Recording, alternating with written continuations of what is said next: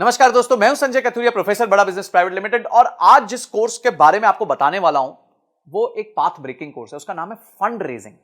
जी हां, देखिए, कोई भी जब स्टार्टअप चालू होता है या कोई भी मिड साइज कंपनी भी हो जाती है, उसके लिए फंड रेजिंग बहुत इंपॉर्टेंट होती है। तो फंड रेजिंग जो होती है वो दो तरीके से हो सकती है। पहला, आप उधार ले सकते हैं। दूसरा, आप जो है कंपनी के शेयर्स बेच के शेयर्स के अगेंस्ट पैसे ले सकते हैं। तो आप कौन से तरीके से जाना चाहेंगे, ये आपको ध्यान रखना है। तो इस कोर्स में हमने बताया कि अगर आप शेयर्स बेच के पैसा रेज करना चाहते हैं तो किन किन चीजों का आपको ध्यान रखना है। उसके लिए आपको इन्वेस्टर्स के सामने पिच करना पड़ेगा। देखिए, उधारी में क्या होता है, उधारी तो बड़ी सिंपल है। आप गए, आपने प्रोजेक्शन दी, आपके पास कोई जमीन है, उस जमीन के वैल्यू के अगेंस्ट आपको लोन मिल जाएगा और आप धीरे धीरे उस लोन को चुका देंगे। पर जो निवेशक होता है, जो आपकी कंपनी में इक्विटी लेता है, वो आपके साथ पार्टिसिपेट करता है, आपके दुख सुख का साथी होता है।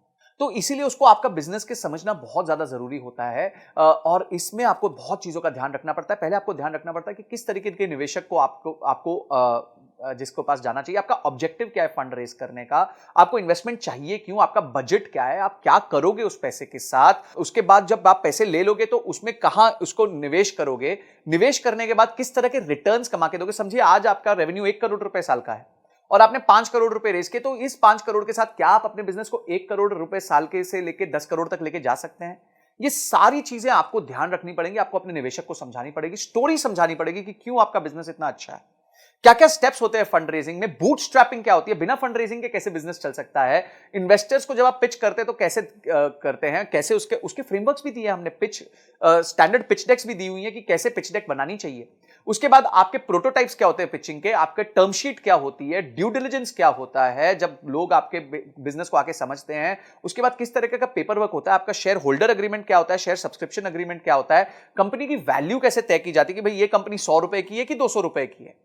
उसके बाद आप एंजल इन्वेस्टमेंट कैसे ला सकते हैं, वेंचर कैपिटलिस्ट को कैसे ला सकते हैं। और उसके साथ साथ हमने ये देखा है कि कुछ अच्छे एंटरप्रेन्योर्स से मिलकर हमने ये पता किया कि उन्होंने फंड रेज कैसे किया था, उनकी जर्नी कैसी रही है, उनके लिए कभी क्या प्रॉब्लम्स आई और उस प्रॉब्लम्स को उन्होंने कैसे सॉल्व किया। और अंत में जाके बॉम्बे स्टॉक एक्सचेंज में घंटी बजानी है, आईपीओ लेके आना है। तो किस तरीके से आप अपने बिजनेस को बिल्ड कर सकते हैं, कि इन्वेस्टमेंट बैंकर कौन होता है, उसका रोल क्या होता है आपके बिजनेस में, और किस तरीके से आपको फंड लाके देता है।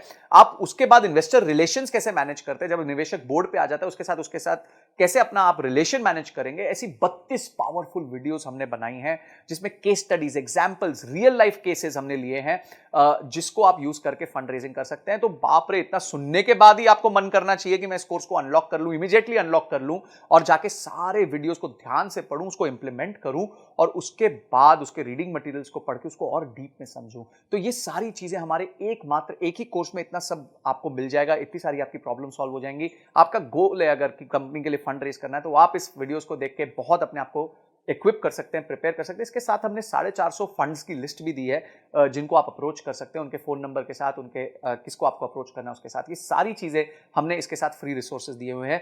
तो इमीडिएटली जो है एक्शन लीजिए, क्योंकि एक्शन के बिना कोई परिवर्तन नहीं आएगा, कोई चेंज नहीं आएगा।